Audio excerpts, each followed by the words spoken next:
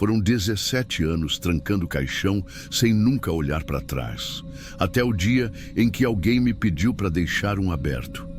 E eu desobedeci. Meu nome é Gilmar Batista. Sou motorista funerário desde os 35. Nunca pensei que ia seguir essa profissão. Mas quando a vida te chama para carregar o fim dos outros, você aprende que tem que andar direito, senão é você que vai parar lá dentro. Eu sou de fé. Acredito que a alma vai embora, que o corpo vira só um envelope, mas tem coisa que até envelope parece querer dizer. Esse caso, eu nunca contei para ninguém, porque não é só sobre carregar um corpo, é sobre o que acontece quando a gente segue o protocolo e ignora o coração. Foi numa terça-feira de novembro, eu lembro bem porque era finados no dia anterior e o clima estava pesado, céu acinzentado, chuva fina, estrada úmida, e eu fui chamado para fazer um traslado diferente, de Goiás para o Maranhão. Mais de 1000 quilômetros com uma adolescente no caixão, 14 anos. O nome dela, eu nem sei se posso dizer. Só sei que era um corpo pequeno, frio demais. Olhos fundos demais para alguém que devia estar viva ainda. Parecia não caber naquela caixa, como se tivesse sido tirada da vida com pressa. Cheguei no hospital de costume, ficha, assinatura, atestado, tudo nos conformes. Acompanhante, mãe da paciente. Foi assim que a mulher se apresentou. Mas quando eu falo mãe, eu não estou falando daquela figura firme que a gente vê nas novelas. Ela parecia um pano molhado em pé. Roupa velha, olheira funda, boca seca. Ela não chorava, ela só olhava, como se soubesse que aquele ali não era o fim, ou talvez ainda nem fosse o fim. Enquanto eu e o rapaz do hospital ajeitávamos o corpo na urna, ela me puxou pelo braço. Não foi com força, foi com urgência. Olhou nos meus olhos e disse assim: "Seu Gilmar, não feche o caixão, por favor, não tranca. Tem um motivo, é coisa nossa, eu confio no Senhor." A voz dela tremia, mas ela não gaguejava, parecia que tinha ensaiado aquilo, como se fosse o último pedido da vida dela. Na hora, eu fiquei desconcertado. Não é protocolo, a urna precisa ser travada. Pode deslocar, pode dar problema na estrada, pode dar explicação errada em blitz. Mas ela me olhou com um desespero tão mudo, tão estranho, que eu a senti. Disse que ia deixar entreaberto. Só um trinco frouxo, nada demais, só por ela. Coloquei o caixão no compartimento, fiz minha oração de sempre e parti. A estrada naquela manhã parecia não querer que ninguém passasse. Neblina baixa, buraco demais. Cada curva, um balanço seco, e cada balanço, o medo de o corpo virar, escorregar, bater. Meu trabalho é respeitar o morto. Então, depois de 1h30 de viagem, parei num posto de apoio e fechei o caixão. Travei bem, apertei os fechos. Me arrependi na hora? Não, porque eu achava que estava fazendo certo. Mas agora eu falo com vocês aqui, do outro lado. O certo nem sempre é certo. 2 horas depois, o cheiro começou. E eu não estou falando de cheiro de decomposição. Quem trabalha com isso conhece cada fase do corpo apodrecendo. Cada uma tem um tipo de azedo, de doçura, de peso no ar. Aquele cheiro não era de morte, era de agonia presa. Abri as janelas. Pensei em carniça na estrada. Pensei em mangueira do carro furada. Até em algum bicho que tivesse subido no motor. Mas quanto mais eu dirigia, mais aquele cheiro me entrava pelas narinas, garganta, alma. Eu me lembro de passar por um trecho isolado. Uns 40 minutos sem ver outro carro. Vegetação dos dois lados. Nenhuma alma viva na beira da estrada. E foi ali. Ali que eu encostei. Desliguei o carro. Desci. A chave do caixão na mão, tremendo. Demorei para abrir. Acho que meu corpo sabia, antes da minha mente, que não era para ter trancado.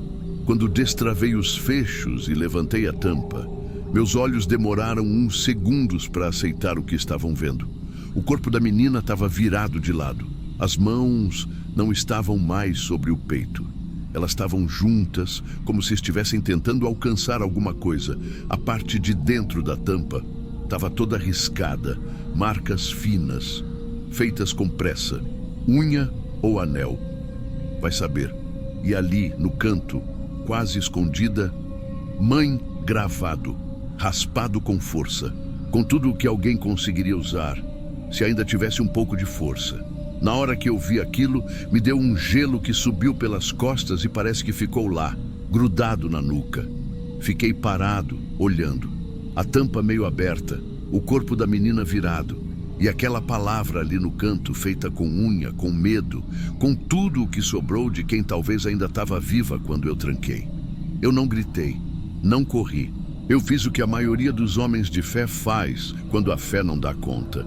Me ajoelhei do lado do carro e comecei a rezar. Mas era como falar com uma porta fechada, porque no fundo eu sabia. Quem fechou a porta fui eu. A minha mente começou a ir longe. E se ela ainda respirava? E se ela tinha alguma condição que simula a morte? E se a mãe sabia? E se ela não era mãe coisa nenhuma? Levantei, peguei o celular, liguei para a funerária, expliquei o que vi, o cheiro, o estado do corpo. O supervisor só disse: Gilmar, isso não pode ter acontecido, tá ouvindo?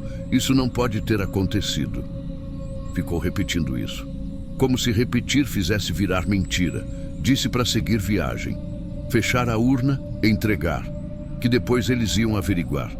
Mas como é que se fecha uma coisa dessa? Fechei, mas não consegui orar. Só pensei em como ela devia ter raspado aquilo. Com que desespero. E como eu fui o responsável por apagar o último pedido que ela talvez tenha feito na vida. Quando cheguei no Maranhão já era noite. Um velório simples. Só a avó esperando na porta, com duas vizinhas caladas do lado. Nenhuma vela acesa, nenhuma pergunta. A mulher olhou o caixão e disse: Obrigada, pode deixar aí. Eu tentei perguntar pela mãe. Ela desviou o olhar. Disse que não sabia de nada, que a filha tinha saído fazia anos, que a neta tinha sumido e que agora apareceu assim. Fui até o carro, sentei, tentei ligar de novo para o número da tal mãe. Mensagem de erro, número inexistente. Entrei em contato com o hospital da cidade de origem. A ficha da menina estava lá, mas o campo responsável pela liberação dizia: não identificado, assinatura irregular. Ou seja, ninguém sabia quem era aquela mulher. Ninguém sabia se ela tinha o direito de pedir o que pediu, ou se era só alguém querendo dar uma última chance para uma menina que ainda lutava. Ou pior, se era alguém querendo se livrar de uma vítima que ainda estava viva. A funerária tentou checar com a polícia, com o hospital. Nada, tudo apagado, tudo limpo demais para não ter sujeira. E eu fiquei com o peso, fiquei com o cheiro impregnado no forro da van, mesmo depois de mandar limpar. Fiquei com o som do silêncio dentro do caixão toda vez que eu abro o outro. Passei semanas indo dormir com o braço dela me puxando no pensamento. Seu Gilmar, por favor, não tranca o caixão. E o pior, meus amigos, o pior é que eu entendi tarde demais o que ela quis dizer. Desde aquele dia, eu não tranco mais nenhum. Se pedirem, eu deixo como está.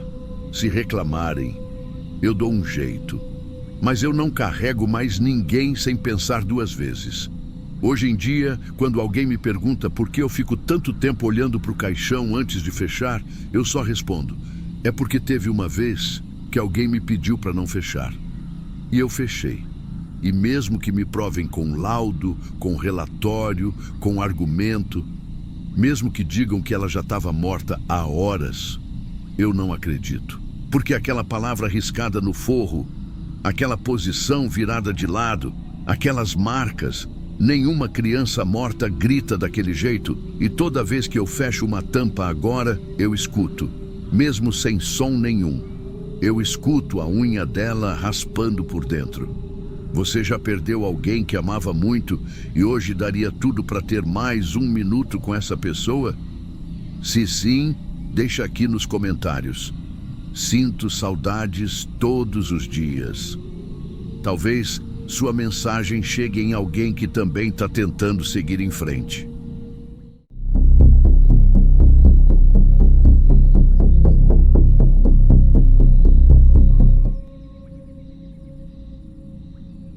Tem gente que fala que a pior coisa da vida é perder alguém que ama. Outros dizem que é carregar uma culpa. Mas eu acho que o pior é quando as duas coisas se misturam e você nem tem certeza se o que perdeu era mesmo seu. E se o que carrega é culpa ou castigo. Desculpa começar assim, meio embolado, mas eu nunca contei isso em voz alta. Nem para terapeuta, nem para ninguém. Hoje em dia, eu trabalho com manutenção de equipamento industrial. Sou pai solo de uma menina de 11 anos. A coisa mais preciosa que eu tenho. Mas quando eu tinha 20, eu só queria um emprego, qualquer um. Só queria sair do sufoco. Foi aí que apareceu a vaga de estágio numa funerária pública aqui da minha cidade. Funerária Municipal Nossa Senhora da Paz. O nome era bonito, né? Mas a estrutura, bom, era como tudo por aqui. Improvisada. Eu entrei como apoio técnico, o que, na prática, significava dirigir com o motorista, carregar corpo, ajudar com os papéis e fingir que aquilo era normal. E era meu primeiro dia. A gente chegou na base às 7 da manhã. A recepção parecia uma sala de espera de rodoviária abandonada. Cheiro de cigarro velho. O motorista que ia comigo se chamava Gerson. Experiente, gente boa. Ranzinza, mas só na casca. A primeira chamada do dia foi uma remoção na praia. Afogamento de menor, dizia o boletim. Eu achei que fosse alguém de 15, 16 anos, mas quando a gente chegou, era uma menina, 11 anos. Ela estava estendida numa maca coberta por plástico transparente, cabelo escuro, grudado na testa, um vestidinho branco com flores vermelhas. E um silêncio que eu nunca mais ouvi igual. O socorrista disse que o tio dela tinha levado a menina para caminhar de manhã antes da mãe acordar. Foram até uma parte mais isolada da praia e, segundo ele, ela entrou na água, se afastou e não voltou mais. Simples assim. A mãe da menina não quis ir junto no carro funerário. Queria encontrá-la no hospital quando fosse liberada. A gente colocou o corpo na parte de trás do veículo, fixado no suporte metálico. O Gerson foi dirigindo. Eu sentei do lado, calado. Mas algo me incomodava. Sabe quando você sente que tem alguma coisa errada e não sabe dizer o quê? Eu virei de leve para olhar para a parte de trás. Mesmo com o plástico, dava para ver o rosto dela. Os lábios estavam meio abertos, como se tivesse tentado gritar. E bem no pescoço tinha uma mancha, como um hematoma, mas discreta. Não constava no boletim, ninguém mencionou. Eu pensei em falar para o Gerson, mas era meu primeiro dia. Eu não queria parecer impressionável, nem levantar suspeita sem saber do que se tratava. Então eu calei. E foi ali que a coisa aconteceu. A gente estava na estrada para o hospital, quando o rádio do carro, desligado, fez um clique. E começou a sair um som. Uma voz de criança, mas não como uma música ou algo assim. Era abafada, baixa, e repetia devagar. Volta, volta, volta. Eu travei. O Gerson olhou para o painel. Disse algo tipo, esse rádio velho vive pegando interferência de torre de celular, não esquenta. Mas o som não parava. Volta, volta, volta. Eu comecei a suar. O Gerson desligou o botão do rádio, girou até o fim, mas a voz continuou. Volta, volta, volta. A gente chegou no hospital. Entregamos os papéis. O corpo da menina ficou lá para exames mais detalhados. Depois, iria para o IML. No fim do dia, eu cheguei em casa e fui direto para o banho. Sentei no chão do box, debaixo da água, e chorei. Não pela morte, mas pela sensação de que tinha algo ali que ninguém viu, ou que todo mundo fingiu não ver. E eu pensei, talvez tenha sido só minha cabeça, talvez o rádio estivesse com defeito, talvez o hematoma fosse só um roxo, talvez eu só estivesse nervoso por ser meu primeiro dia, Mas a verdade é que eu salvei a gravação daquele som. Não sei porquê, mas eu salvei.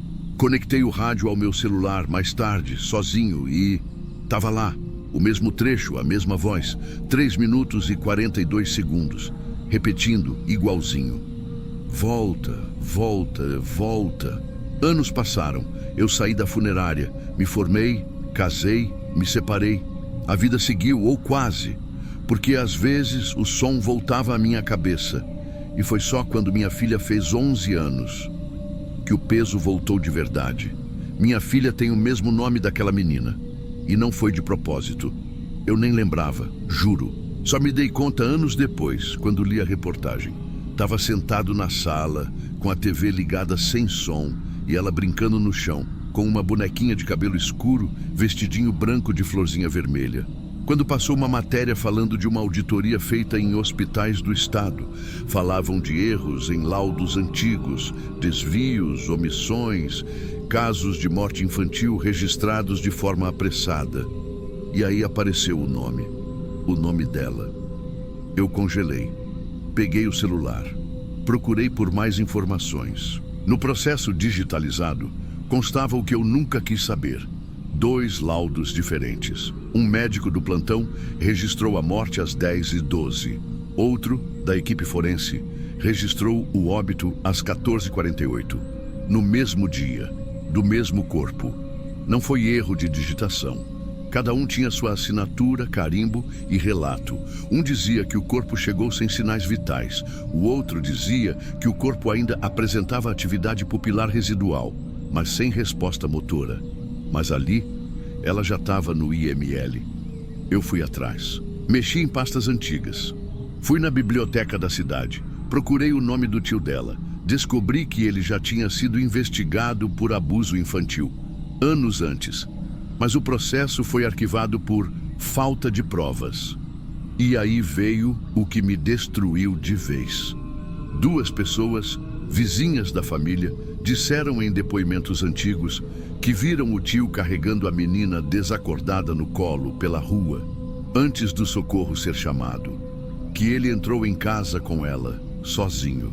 E só 30 minutos depois é que o SAMU foi acionado. Na ficha da época isso não consta. A versão oficial era que ela tinha se afogado na praia. Acidente. Fim de história. Mas não foi. Nem para ela, nem para mim. Porque, há cerca de 4 meses, a babá eletrônica da minha filha começou a fazer barulho à noite. E não era interferência, nem vento, nem vizinho. Era a mesma voz, a mesma gravação que eu tinha escutado naquele carro funerário. Volta, volta, volta. A primeira vez que ouvi, congelei. Não tive coragem de ir até o quarto. Fiquei parado, olhando para o aparelho. O som saiu só por 1 minuto e parou. Fui até lá. Ela estava dormindo, serena, braços soltos, como se nada tivesse acontecido. Na noite seguinte veio de novo. E mais uma vez, sempre depois das 3 da manhã. Até hoje, eu não sei dizer se era algum sinal, se é minha cabeça, ou se tem algo que ainda está preso. Presa, talvez. Tem noites que eu sento no sofá com o aparelho ligado, só para ver se volta. Tem vezes que sim, tem vezes que não. Mas o que mais me destrói é o que eu vi outro dia. Minha filha desenhou na escola um retrato de uma menina com cabelo escuro, pele muito clara e um vestidinho branco com flores vermelhas. Atrás do desenho, ela escreveu: ela pediu para eu não deixar o papai ir embora.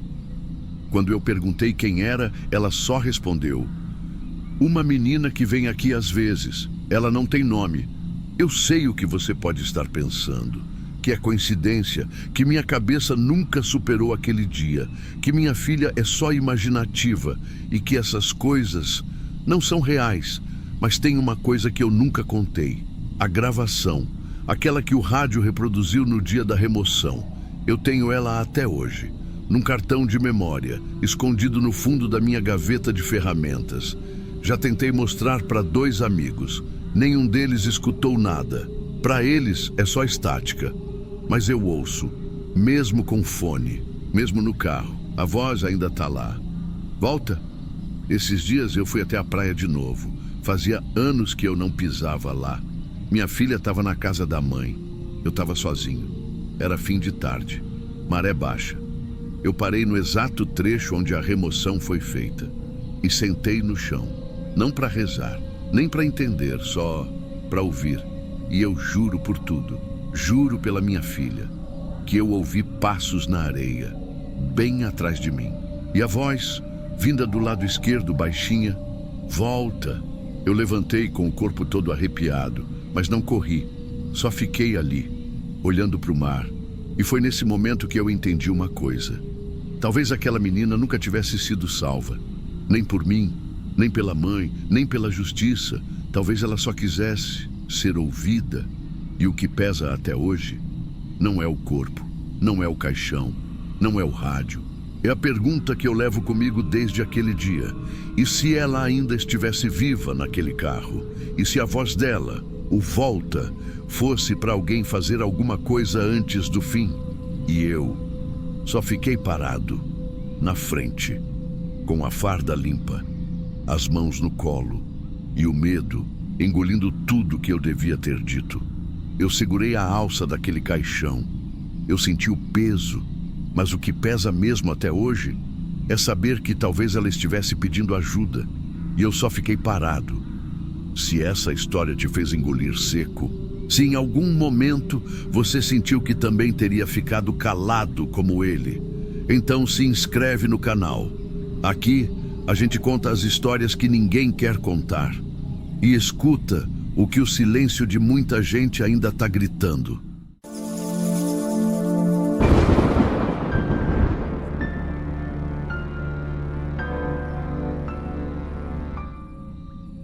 Meu nome é Newton, tenho 49 anos. Faço transporte funerário há 12. Tem gente que chama de motorista de defunto, outros de condutor da última viagem. Para mim é trabalho, mas tem noites que não dá para tratar como só trabalho. Essa história que vou contar agora é uma dessas. Era uma quinta-feira à noite, mais fria do que o normal para a época. Eu estava saindo do plantão das 18 horas quando o telefone tocou. Era a central.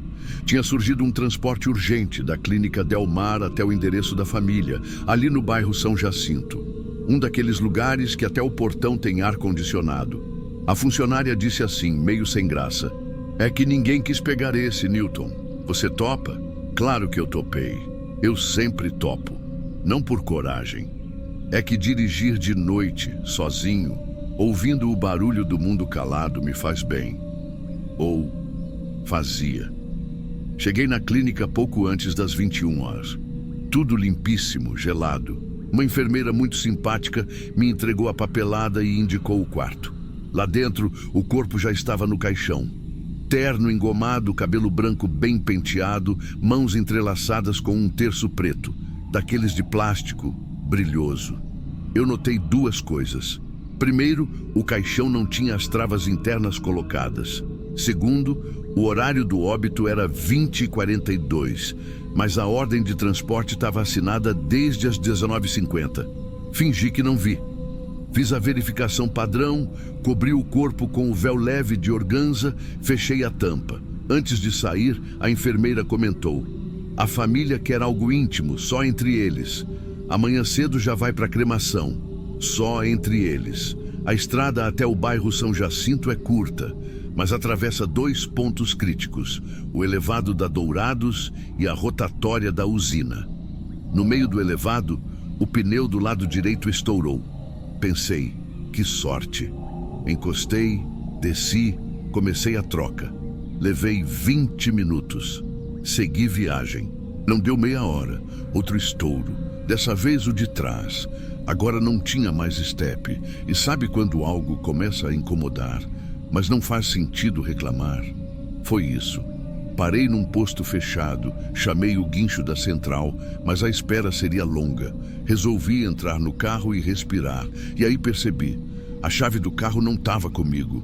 Olhei no chão, nos bolsos da blusa, debaixo do tapete, entre os bancos. Nada. Resolvi abrir a parte traseira, onde estava o caixão. E ali, embaixo do suporte de metal, lá estava a chave. Ali. bem onde ele estava. Eu juro, eu fiquei uns segundos só olhando para aquilo. Pensei, vai ver, eu mesmo deixei ali e esqueci. Vai ver. Nisso, um motoboy passou devagar pela avenida lateral. Olhou direto para o meu carro, desacelerou e gritou: "Volta, irmão, esse aí não quer ir!" E sumiu na curva. Eu não sou de me assustar fácil. Mas não é questão de medo. É tipo quando o ambiente todo começa a te empurrar numa direção e você não sabe se deve ir ou voltar. Liguei para a base da funerária, falei que os 2 pneus tinham ido para o espaço e que ia levar o carro até o pátio de apoio. A central autorizou. Falei que deixaria para concluir o transporte no início da manhã. A base fica numa zona industrial meio esquecida, cercada por muros altos, mas com acesso restrito só para gente da firma. Cheguei lá, estacionei o carro no pátio de trás, debaixo do toldo. Silêncio total. Entrei na salinha de espera, tomei um café ruim e sentei na cadeira gelada. Mas o incômodo ficou. Algo em mim dizia: vai lá e olha o caixão de novo. Eu resisti por uns bons minutos, mas fui. Era 1 da manhã. Abri a tampa com cuidado. O corpo seguia ali, como deixei, as mãos cruzadas, mas o terço tinha escorregado para o peito. Fui arrumar. Foi quando vi algo estranho no forro da tampa. Um recorte, como se alguém tivesse colado um papel ali por dentro. Tirei a lanterna do bolso. Apontando melhor, vi um envelope colado com fita escura. Descolei com cuidado. Era um envelope grosso com o nome do morto na frente. Luiz Felipe da Silva. Abri. Era uma carta, escrita à mão, caneta azul, letra meio tremida, mas ainda firme. Se você puder me ouvir, por favor, não me leve para lá. Aquelas pessoas que me esperam não me amavam em vida. Agora só querem me apagar de vez. Eles vão tentar fazer parecer que foram bons filhos. Mas meu neto viu. Ele sabe a verdade. Bom, eles querem cremação porque acham que isso apaga tudo. Mas eu ainda estou aqui. E você é o último a poder escolher. Na parte de baixo, só uma assinatura. Luiz Felipe da Silva. Eu sentei ali mesmo, na beirada da tampa do caixão. Segurei o envelope nas mãos e fiquei. Na manhã seguinte, antes do sol nascer, entrei no sistema da funerária. Digitei o nome do morto. Ficha clínica, idoso, lúcido até os últimos dias. Causa oficial, falência múltipla de órgãos. Responsável pelo internamento: Dr. Rafael da Silva, diretor clínico, filho do falecido. Solicitação de cremação feita com urgência, 48 horas antes da morte. Mais embaixo, um item que raramente aparece: ocorrência familiar. Cliquei. Boletim de ocorrência aberto há 2 anos. Acusação de negligência, maus tratos, abandono. Autor da denúncia: Luiz Felipe. Contra quem? Os 3 filhos. O caso nunca andou. E foi aí que eu decidi. Não ia entregar. Falei para a central que o carro foi roubado, que alguém invadiu a base e levou. Mas o que eu fiz mesmo foi levar o corpo até um grupo espírita que conheci anos atrás. Eles acolhem corpos rejeitados, famílias que se negam a enterrar, ou que enterram por conveniência. Eles aceitaram. Naquela manhã, quando entreguei o corpo ao grupo, ninguém me perguntou nada. Só olharam, deram um nó firme no pano branco que usaram para cobrir o caixão e disseram que fariam uma despedida digna. Não teve ata, nem assinatura, nem recibo. Foi só silêncio. Silêncio de quem entende que algumas coisas não precisam ser explicadas, precisam ser respeitadas. Deixei o envelope da carta com eles, mas levei comigo o terço. Voltei para a cidade com a desculpa do carro roubado. Fiz boletim de ocorrência falso. Disse que encontraram o veículo abandonado, sem o corpo. A firma ficou desconfiada, claro. Mas como não houve testemunha nem câmera de segurança funcionando na base, ficou por isso mesmo. 3 dias depois, o nome Luiz Felipe da Silva apareceu no obituário da cidade como cremado em cerimônia íntima. Ou seja, mesmo sem o corpo, alguém assinou como se tivesse acontecido. Eu não sei quem fez isso, mas sei que nunca mais me ligaram para serviços naquela região. E que toda vez que passo por ali, eu sinto o ar ficar pesado. 2 semanas se passaram. Até que um dia eu fui pegar o carro da firma, um dos novos, ainda com cheiro de banco limpo, e dei de cara com aquilo pendurado no retrovisor. O mesmo terço preto. Eu lembro bem, aquela pecinha que estava entre os dedos do velho. Mesmo brilho, mesma rachadura no crucifixo. Eu congelei, olhei em volta, não tinha ninguém. Pensei, deve ser coincidência, ou alguém da equipe achou e pendurou. Mas quando abri o porta-luvas para pegar o álcool em gel, tinha um papel dobrado. Não era envelope, nem carta, só um pedaço de folha pautada, amarelada, dobrada em 4, escrito à mão em caneta azul. Obrigado por não me deixar com eles. Agora você me conhece, mas não me esquece. Eu fiquei com aquilo nas mãos por uns bons minutos. Nem pensei, só sentei no banco do carro e fiquei ali. Você já teve a sensação de que fez o certo, mas que vai ter que carregar esse certo pelo resto da vida? Eu tive, porque tem decisões que ninguém te perdoa. Nem a lei, nem a família, nem a empresa e às vezes nem você mesmo. Mas eu entregaria aquele corpo de novo? Não, porque quem pede ajuda calado merece mais do que quem grita por vaidade. E aquele homem, Luiz Felipe, gritou com a única voz que lhe restava, a da dúvida. A carta não era um grito, era um sussurro desesperado, que só podia ser ouvido por quem estivesse muito atento. Eu ouvi, e talvez por isso ele tenha me deixado aquele bilhete. Ou talvez não tenha sido ele. Talvez tenha sido só um eco de algo que precisava existir, nem que fosse só para mim. Hoje em dia eu sigo na estrada, não dirijo mais à noite, não por medo, mas porque é no escuro que essas coisas vêm. E às vezes o que vem não vai embora. Tem gente que acha que depois da morte não tem mais escolha. Eu acho que tem sim, só que às vezes precisa de alguém para ouvir.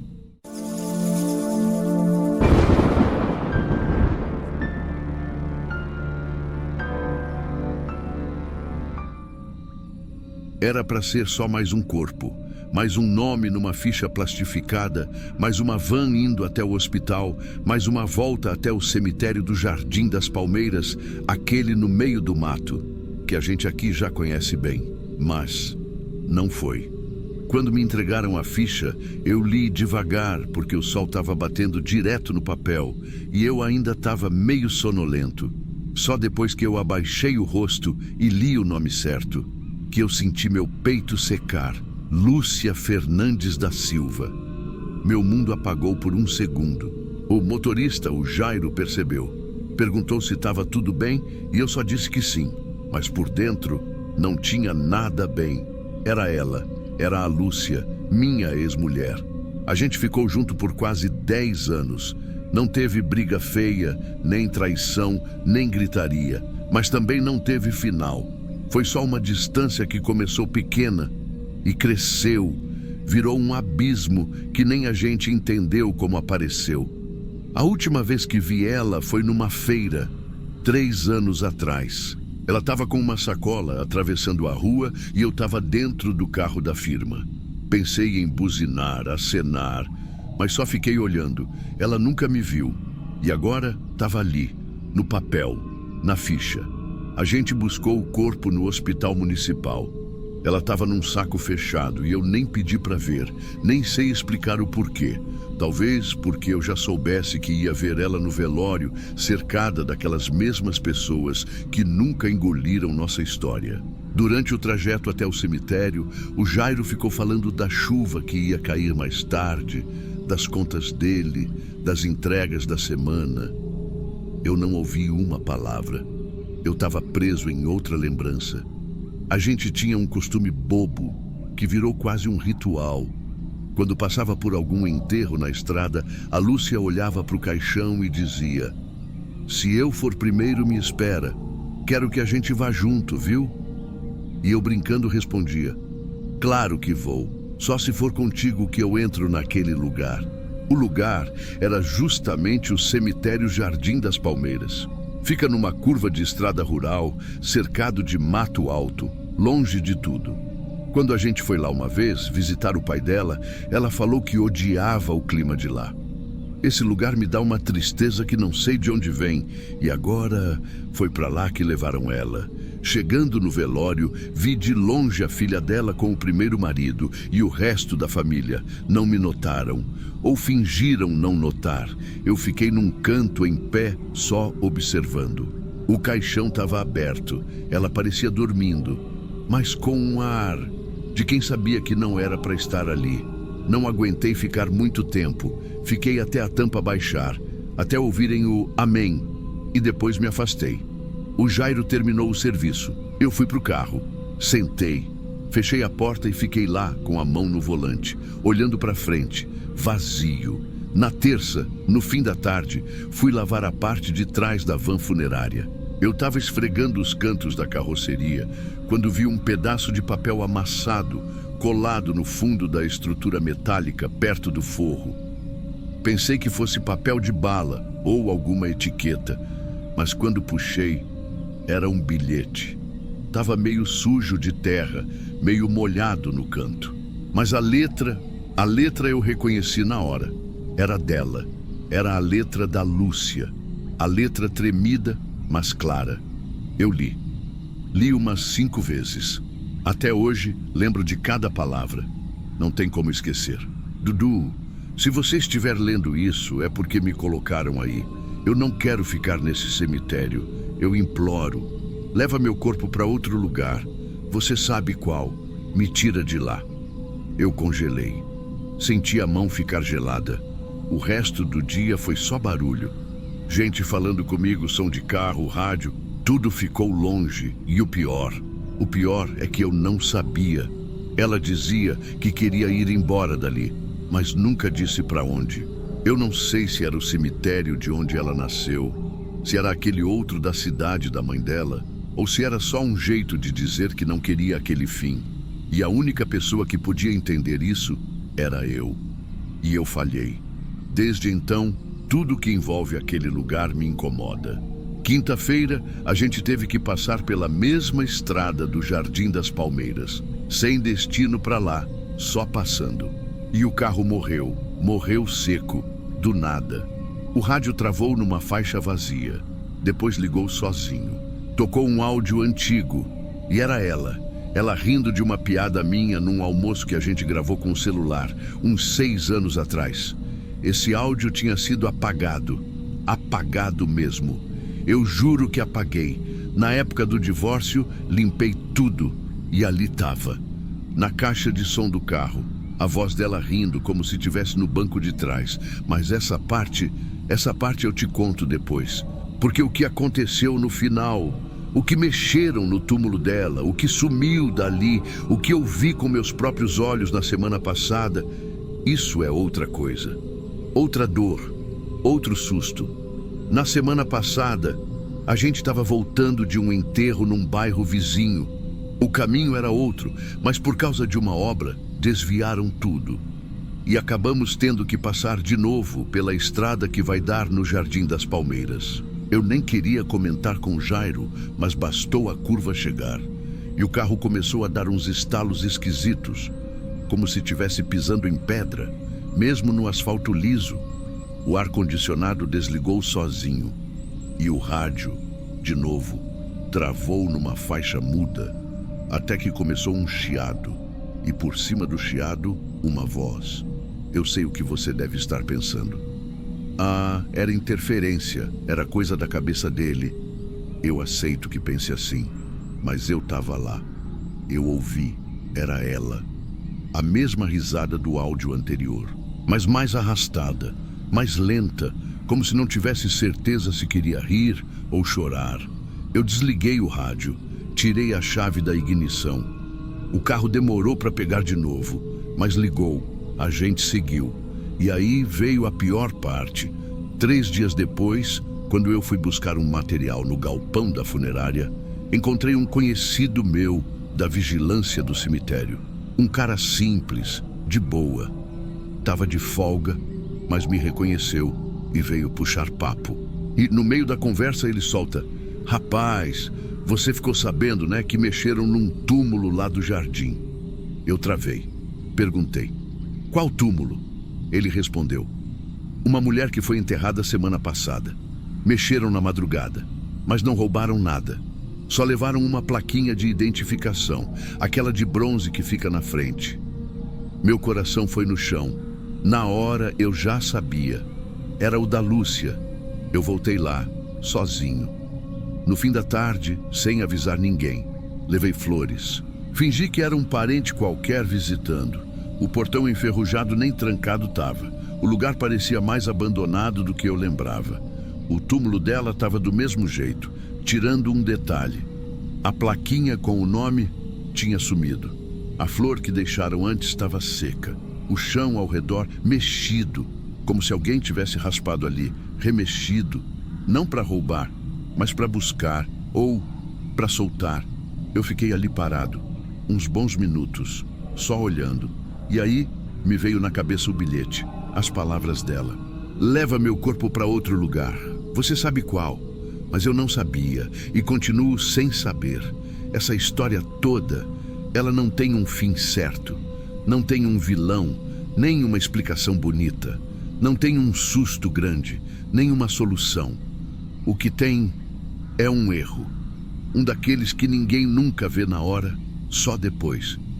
Porque a verdade é que a gente não se despediu, nem no casamento, nem na vida.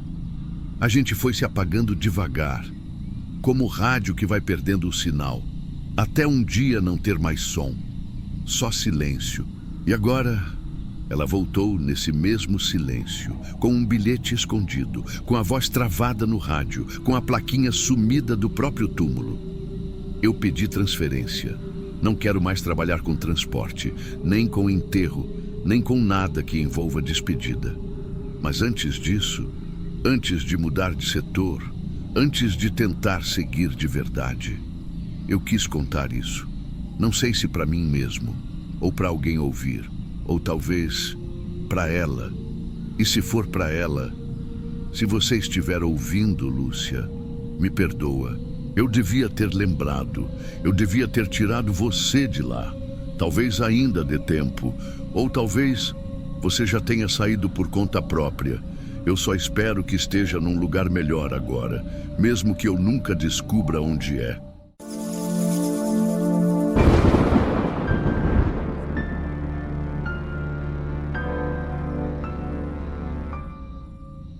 Tem gente que fala que trabalhar com morto é pior que trabalhar com lixo.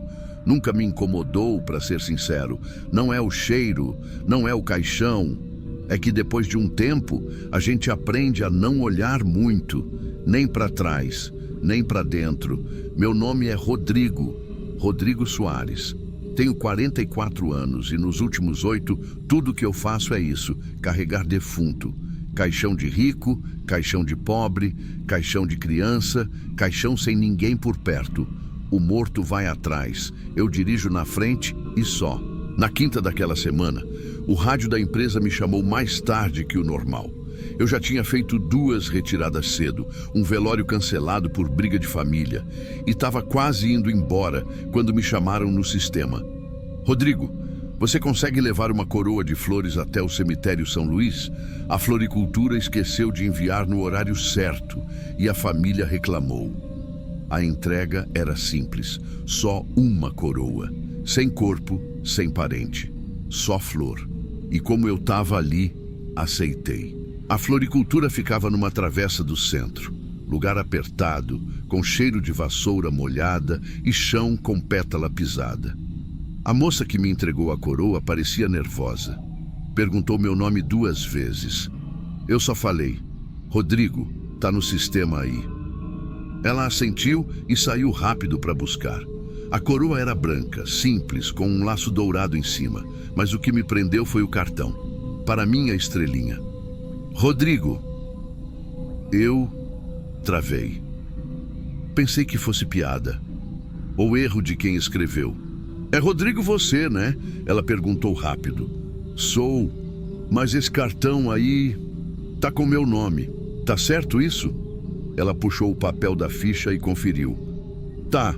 Tá certo, sim. Foi o que mandaram imprimir. Eu achei estranho, mas, né? Não sou eu que escrevo cartão de flor. Peguei a coroa, botei na van funerária e segui. A entrega era no São Luís, zona norte da cidade. Um cemitério pequeno, numa área mais afastada.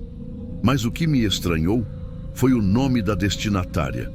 Uma menina chamada Lara Fernanda, 9 anos. A causa da morte, afogamento. O enterro tinha sido mais cedo naquele mesmo dia. Então por que o cartão estava com o meu nome? E por que a data no protocolo estava como sepultamento amanhã, sexta-feira?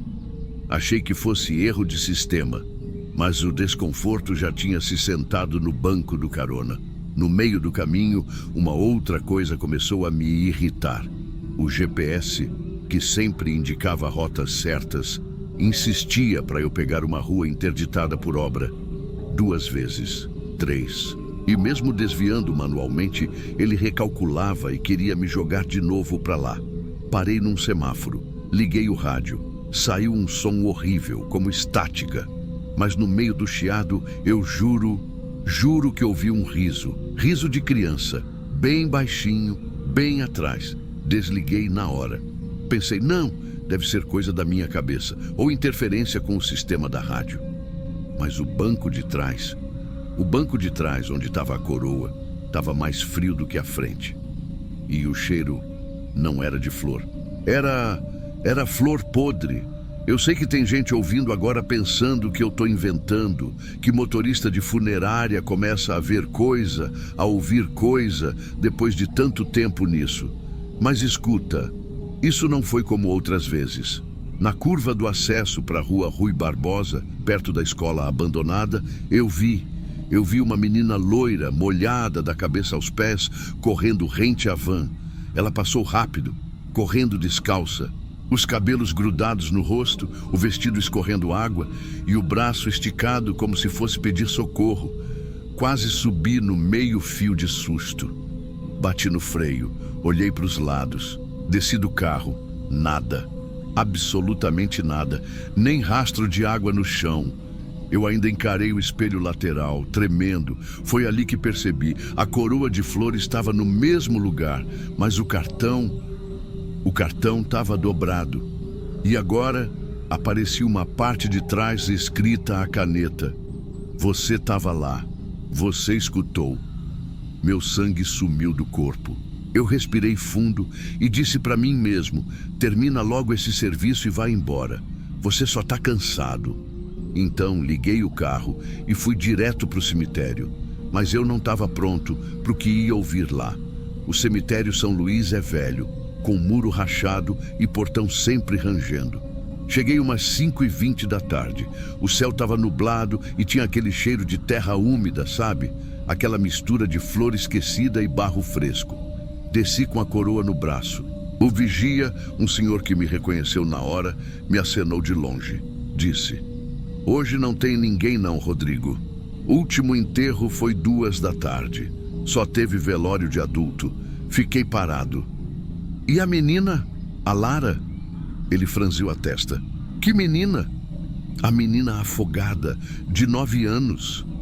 Não teve criança enterrada aqui hoje não, nem essa semana. Fiquei com a boca seca, voltei para o carro sem responder. Olhei para trás. A coroa não estava mais no banco. Achei que tinha caído. Vasculhei o assoalho. Procurei no compartimento lateral da van, abri até o porta-malas. Nada.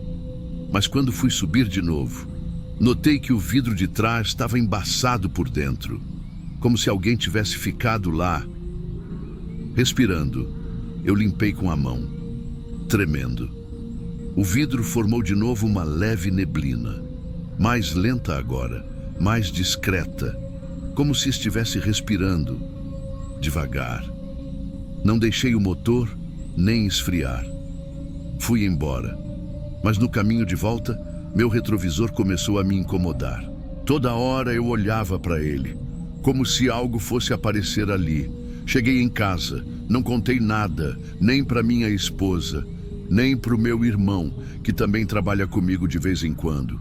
Só que no dia seguinte, quando entrei na van, Tinha um papel dobrado colado no retrovisor interno. Você devia ter parado. Achei que fosse trote. Colega de firma querendo assustar. Joguei fora. No dia seguinte, outro bilhete. Mesmo lugar. O choro estava alto demais para você não ouvir. Nesse ponto, minha barriga já virava do avesso toda vez que entrava naquele carro. Comecei a cavucar os arquivos antigos da funerária.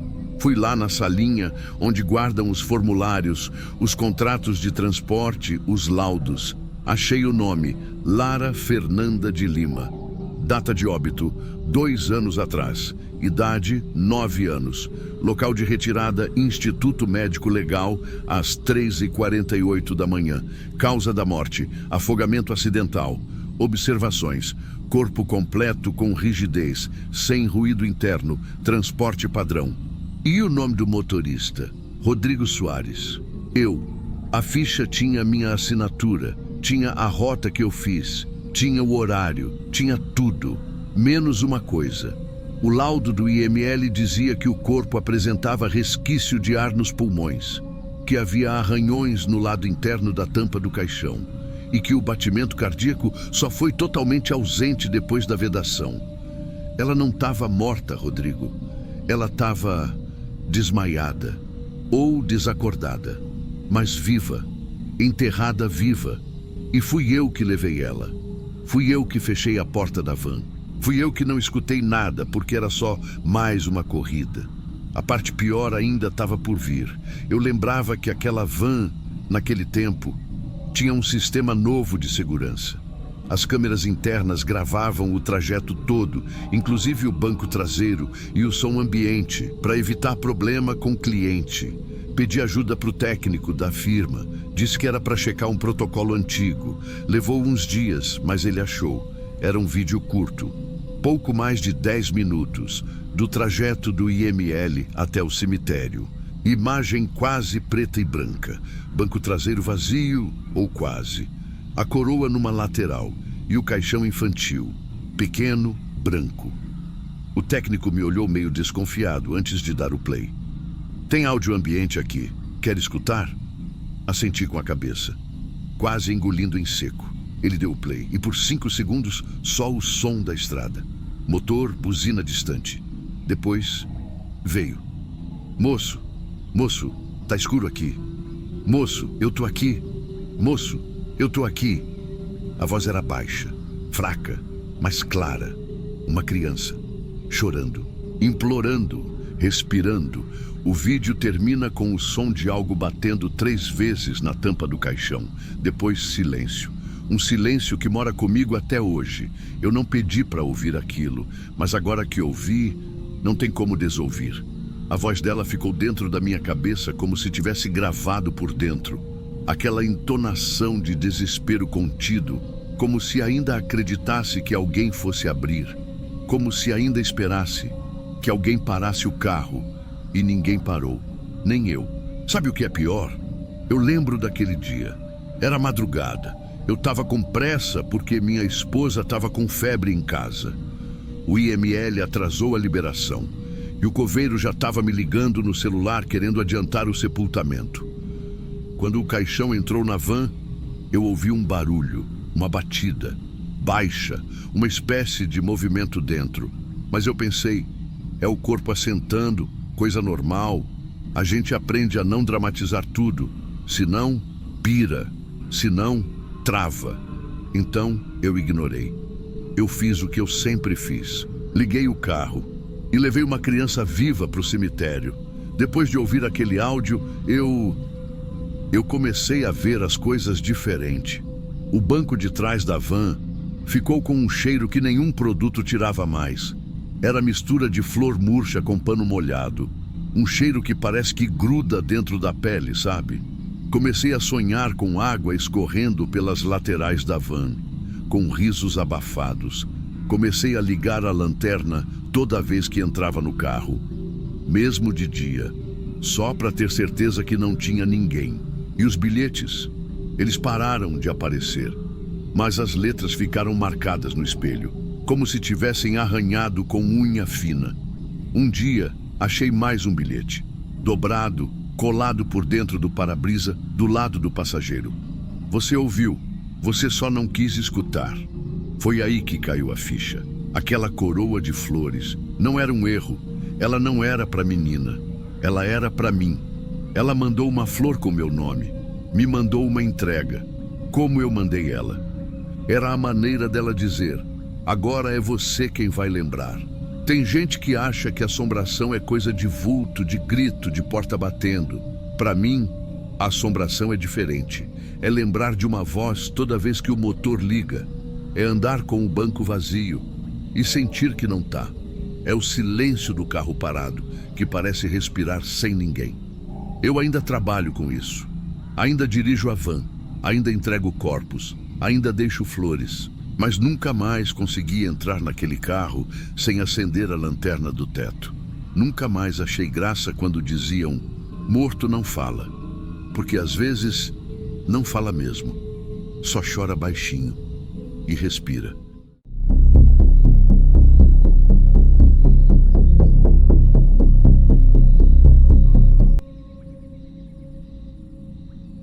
Eu já ouvi muita história bizarra nesse trabalho. Gente que jura que o corpo piscou, que ouviu voz saindo do caixão, até câmera de segurança pegando vulto na hora da remoção. Mas eu sempre encarei isso tudo como invenção de quem está fragilizado. Agora, eu tô do outro lado da conversa. E se você quiser acreditar, tudo bem. Se não quiser, melhor ainda. Porque, para ser sincero, eu daria tudo para nunca ter acreditado também. Eu trabalho numa funerária de bairro, sabe? Daquelas pequenas, de cidade quente, que só tem um carro e 3 funcionários. Entro às 7 da manhã e saio às 7 da noite. Nem sempre com o psicológico inteiro, mas vai pagando as contas. Naquela terça, o motorista titular, o Toninho, me ligou dizendo que estava com pressão batendo no teto e que não ia conseguir ir até a casa da família buscar o corpo. Era só um traslado. Homem de 67 anos, morte natural, sem velório, facinho. Pegava o corpo, levava até a casa da família do outro lado da cidade e pronto. Eu mesmo resolvia. E até então estava tudo tranquilo. Só calor demais, aquele abafado que parece que o ar parou. A casa era num bairro mais antigo, perto do centro. Daqueles com varanda, parede descascada e planta na janela. Toquei a campainha e esperei o pessoal do cartório liberar. Mas foi aí que ela apareceu. Moço, o senhor é da funerária, né? Era uma mulher magra, muito composta. Cabelo preso num coque baixo, roupa azul clara, bem passada. Na mão, uma mala pequena de rodinha. Ela não parecia chorosa, só serena. E tinha uma voz doce, daquelas que parece que vai rezar a qualquer momento. Eu sou a esposa do seu Antônio. Não tenho condução. O senhor me daria uma carona? É só depois do bairro comercial. Não vou atrapalhar. Na hora, confesso que pensei em negar. A gente não costuma levar ninguém junto, ainda mais parente. Mas sei lá. Ela falou de um jeito tão suave, tão educado, que pareceu falta de humanidade dizer não. E era pertinho. Eu disse que sim. Ela entrou no carro, se ajeitou no banco da frente e segurou a bolsinha no colo. Ficou quieta uns bons minutos. Ouvia-se só o barulho abafado da cidade, o motor e o som das rodas sobre o asfalto quente. Depois, ela começou a falar. Ele foi tranquilo, sabe? Dormindo. Deus é bom. Não deixou ele sofrer. Eu só assenti com a cabeça. Olhei de canto de olho para ela. E foi aí que percebi uma coisa estranha. Ela não me olhava. Falava virada para frente, olhando pela janela, como se eu nem estivesse ali. A voz dela era calma demais, e isso, de algum jeito, me deixava inquieto. A gente estava junto há mais de 40 anos. Eu sonhei essa morte dele. Era assim mesmo, deitado, lençol branco, tudo calmo. Me bateu um arrepio que eu tentei disfarçar coçando o pescoço. A mala dela estava encostada no banco. Era azul também, igual a roupa, tudo combinando. Tudo limpo demais, composto demais, até demais. O caminho seguiu em silêncio por um tempo. Mas não era um silêncio normal. Era denso, como se o tempo tivesse parado, como se o carro tivesse flutuando. E para piorar, o cheiro começou. Não era cheiro de morto. Eu conheço bem. Era um cheiro de flor, murcha, tipo aquelas coroas que ficam no sol depois do enterro, sabe? Mas ali ainda era terça, meio-dia, a cidade viva lá fora. E eu tentando me convencer que aquilo era só cansaço. Chegamos. A casa era simples, pintadinha de branco, com cortinas de renda. O tipo de lugar que você vê a vassoura atrás da porta e escuta a rádio AM na cozinha. Ela abriu a porta do carro devagar, sorriu. Mas o sorriso foi triste, como se ela soubesse de alguma coisa que eu ainda não sabia. Obrigada, moço. Deus te abençoe. Pegou a mala, puxou devagar pela calçada e entrou na casa. A porta se fechou com um estalo seco. Nem forte, nem fraco. Mas me deu um frio estranho na espinha. Eu não comentei com ninguém, nem no grupo da firma, porque sinceramente parecia só um gesto de boa vontade. Eu fiz uma carona solidária. Só isso. Pelo menos até o dia seguinte. No dia seguinte era quarta-feira, 7h15 da manhã. Eu cheguei mais cedo na garagem para pegar o carro. Queria adiantar uma vistoria, porque o carro da funerária é velho. E se não vigiar, o ar para, a marcha arranha, essas coisas. Mas quando abri a porta do galpão, já senti um negócio errado no ar. Sabe aquele cheiro que não é exatamente ruim, mas você sabe que não devia estar ali? Era como flor de cemitério, doce, molhado, apodrecido. Eu achei que tinha esquecido alguma coisa no carro, alguma roupa, um pano, sei lá. Abri a porta do motorista. Nada. Dei a volta. E quando abri a porta do banco da frente, meu corpo congelou. Tinha alguma coisa ali, enrolada numa manta azul clara. O mesmo azul da roupa dela, o mesmo azul da mala.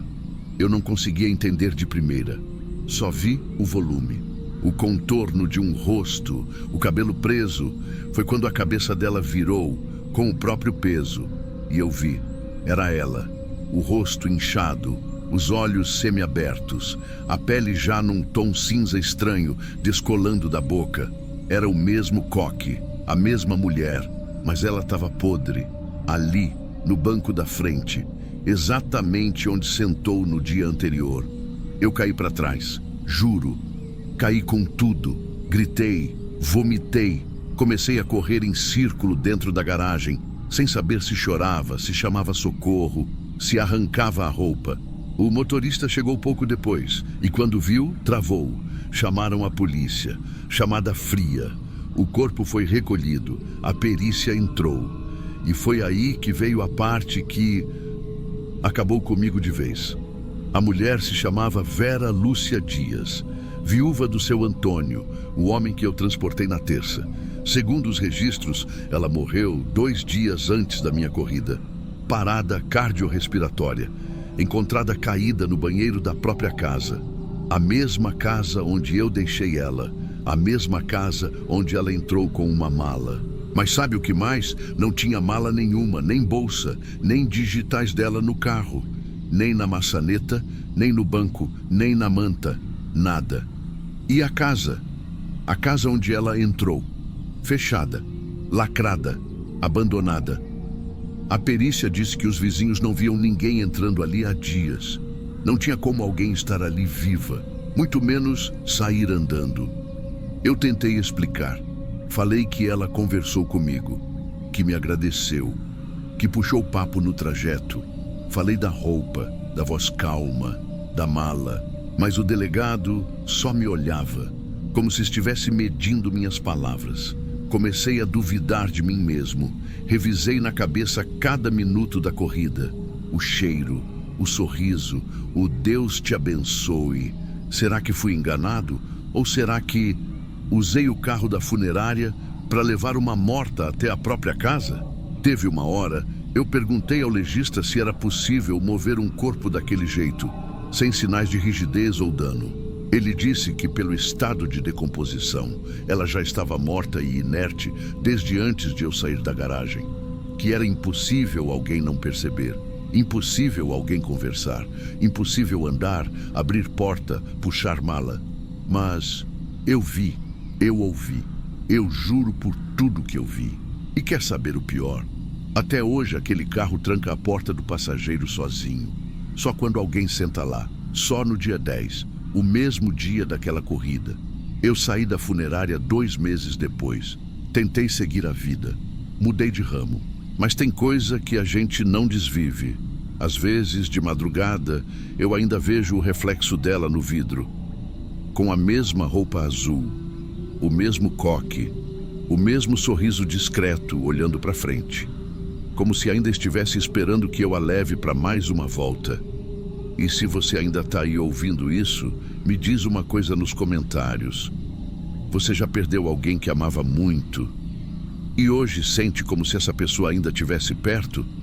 Porque eu achei que isso fosse saudade. Mas tem um nome bem pior para isso: presença.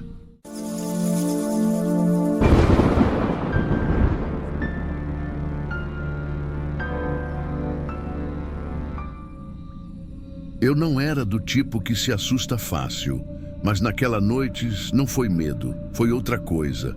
Uma coisa que quebra a cabeça da gente sem barulho. O pessoal da firma dizia que eu era o mais frio do plantão. Podia ser tiro na cabeça, corpo queimado, recém-nascido, senhor de idade.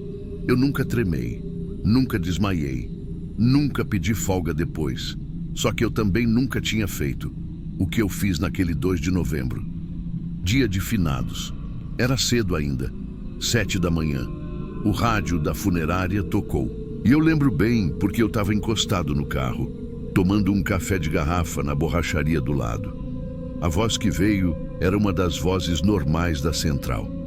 Acho que era o Elias, só que não era exatamente o Elias. Reinaldo, pega a van. Tem uma retirada em Mirandinha. É urgente. Só isso, não me passaram nome, idade, nem ficha. Mas falaram que a documentação ia estar pronta lá no hospital. Eu estranhei? Estranhei. Mas segui. Porque a gente aprende que nesse trabalho, o errado faz parte da rotina. O caminho até Mirandinha é curto. 35 minutos no máximo. Estrada de interior, reta, sem muito movimento, cercada de eucalipto para os 2 lados. Um trecho que eu conheço desde os meus 20 anos. Tanta vez que eu passei ali, dava até para dirigir de olho fechado. Ou quase. O hospital era o mesmo de sempre. Pequeno, acinzentado, com aquele cheiro de mofo e água sanitária. E logo que eu entrei, senti que tinha alguma coisa errada. Ninguém me olhou nos olhos. Nem a recepcionista, nem o segurança, nem a moça da limpeza que estava varrendo perto da porta. Entreguei o papel da remoção. Ela pegou, olhou rápido e falou: já está pronto, estão esperando na sala de apoio. Só isso, nem bom dia, nem vai lá por aqui. Só um jeito de quem quer que eu vá embora logo. Cheguei na sala, o caixão já estava ali, fechado. Lacrado com fita, sem nome, sem etiqueta, sem peso. Um rapaz de avental branco só disse: leva logo, é só isso. A forma como ele falou, como se fosse uma coisa que queimasse, sabe? Eu assinei sem pensar. Carreguei sozinho. Estranhei o peso. Devia ter uns 40 quilos no máximo. Para um adulto, algo estava esquisito. Mas nessa profissão, você aprende que o esquisito é sempre mais seguro que a curiosidade. Então eu coloquei na traseira, fechei a porta, subi no banco e fui embora. O primeiro sinal foi o rádio. Deu 5 minutos de estrada, começou um chiado estranho. Não era chiado comum. Era como se alguém estivesse tentando falar por baixo d'água. Tipo, hey, now, do, ent, re, ga. Desliguei. Liguei de novo. Nada. O segundo sinal foi a temperatura. Do nada, a cabine esfriou, como se eu tivesse ligado o ar no talo. Mas o botão estava no 0. Fiquei arrepiado. Lembrei que estava de camiseta fina. Peguei o casaco. Segui dirigindo. Olhei o relógio do painel. 18h17. Mas não era possível. Ainda eram umas 10 da manhã no máximo. O céu azul, o sol pegando forte pelo vidro. Toquei no celular para ver a hora. 3 riscos na tela. Nenhum sinal. E o visor apagou em seguida. Eu devia ter parado. Devia. Mas parei não. Fui seguindo aquela estrada velha, com os eucaliptos balançando devagar de um lado para o outro. E começou a me dar uma sensação que... Olha, é difícil explicar. Era como se eu não estivesse indo para lugar nenhum. Como se a estrada tivesse dobrado em si mesma. Um mesmo trecho. Um mesmo som. Um mesmo cheiro. Até o barulho do motor parecia repetido. A funerária de destino era a de Serra Clara. Era onde eu tinha começado a carreira, anos atrás. Hoje em dia só usavam quando faltava vaga nas outras. Ficava no alto de uma ruazinha escondida, perto do cemitério velho. Mas quando cheguei, portão fechado. Nenhuma luz acesa. Desci. Bati palma. Chamei. Nada. Liguei para o celular da escala. O José atendeu. Ué, Reinaldo, você tá ligando de onde? Ué, da porta da funerária. Vim fazer uma entrega. A resposta dele veio seca, doída. Reinaldo, ninguém te mandou para lugar nenhum. Você não tá escalado hoje e ninguém morreu em Mirandinha. A perna amoleceu na hora.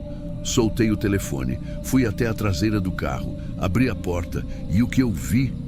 O caixão estava vazio. Não é que alguém tinha mexido, é que parecia que nunca tinha tido nada dentro. Nem o lençol de forro, nem cheiro, nem peso, nem sinal de uso. Só um buraco de madeira forrado de silêncio. Eu não lembro do que aconteceu depois de abrir o caixão. Me disseram que eu fui encontrado ali mesmo, de pé, do lado da van. Parado, com os olhos abertos, mas sem piscar. Sem falar, sem reagir. Igual quem morre em pé, mas com o coração batendo. Foi um caminhoneiro que me viu. Disse que encostou porque achou estranho o carro parado no canto da rua com a porta traseira escancarada. Quando ele chegou perto, eu só repeti uma frase. 3 vezes. Depois calei. A entrega não chegou. A entrega não chegou. A entrega não chegou. Acordei 2 dias depois, num hospital diferente. Coberto por 3 cobertores, com uma sonda no braço e um tubo de oxigênio no nariz. Tinha um médico ali. Um senhor grisalho, cara de quem já viu coisa demais. Ele olhou para mim como quem olha para um sobrevivente. Você passou por uma queda térmica severa, Reinaldo. Seu corpo entrou em colapso. A temperatura corporal estava 30 graus quando chegou. Eu achei que ele estava brincando. Era novembro. Interior de Minas. Sol de rachar coco. E eu dentro de uma van fechada. Mas os exames não mentiam. Congelamento leve nas pontas dos dedos, feridas na parte interna da boca. Dizem que eu mordi a língua enquanto tremia. Perda de memória parcial. Só que o pior foi quando ele disse: você falava sozinho, mas a gente não conseguia entender. Só uma frase, repetida várias vezes, como se alguém tivesse te ensinado errado. A entrega não chegou. Só que ele disse que eu não falava com voz de gente acordada. Falava como se estivesse imitando uma gravação. Fiquei mais 5 dias internado. Silêncio, exames e um tanto de psiquiatra querendo arrancar explicação. Um deles chegou a perguntar se eu acreditava em vida após a morte. Respondi que já carreguei mais de 1000 corpos e nunca vi nenhum deles levantar. Mas agora eu já não sabia mais o que vi, ou o que carreguei. Porque eu carreguei alguma coisa. Disso eu tenho certeza. Aquele caixão não estava vazio, ele virou vazio. Depois que me deram alta, voltei para casa direto, sem passar na funerária, sem dar aviso, sem pedir desligamento. Larguei tudo. O carro eu vendi, barato mesmo. Um rapaz de fazenda levou, só pedi uma coisa. Se o rádio ligar sozinho, você desliga o carro inteiro, puxa o fio da bateria se for preciso. Ele achou que era brincadeira, e eu deixei pensar que era. O problema é que não adiantou.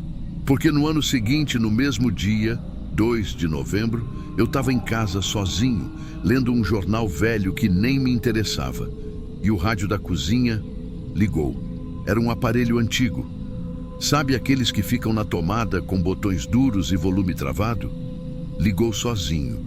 E no volume máximo. Só que não tocava música. Tocava uma voz. A mesma voz abafada, arrastada, sussurrando entre chiados. A entrega, não, chegou.